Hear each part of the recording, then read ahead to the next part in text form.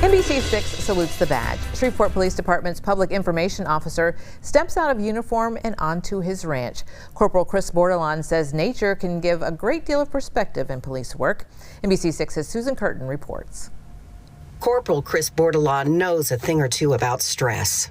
Once an active duty police officer, he's now Chief Information Officer for the Shreveport Police Department, a job that carries with it its own stressors. You never know it, standing in the pasture of his ranch, where anxiety seems to melt away. This is kind of my sanctuary. I love being outside, being just kind of in the peace of being outdoors, being with my cows. They don't talk a whole lot, and they kind of just come up to you, love on you, and they really. It has kind of a grounding effect when you're around an animal that's that large and that docile and that calm. It kind of, if you maintain your calm, they'll maintain their calm, and it has kind of a therapeutic effect.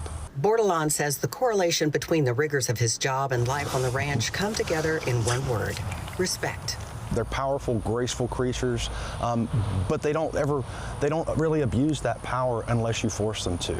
If you're calm with the animals and you treat them with respect, they're going to treat you with respect. Policing requires the respect of the community respecting law enforcement officers. But before that, officers have to respect the citizens that they serve. If we don't respect and care for the community, then the community is not going to care about the officers. Officer Bordelon says that despite the occasional police infraction, there are many more on the force with a deeply felt heart for service.